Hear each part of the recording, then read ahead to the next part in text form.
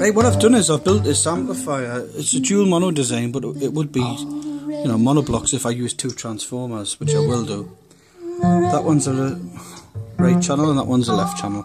Now, what you see, it's based on, did I say it was the Lm3886? Yep. Well, that's an excellent chip amplifier. The modifications have to be done to this board to actually make it sound even better, but that's another story. There we go. See you when I get my glasses, and I'll put it in a nice case when I'm finished. I loved you since I knew you. I wouldn't talk down to you. I had to tell you just how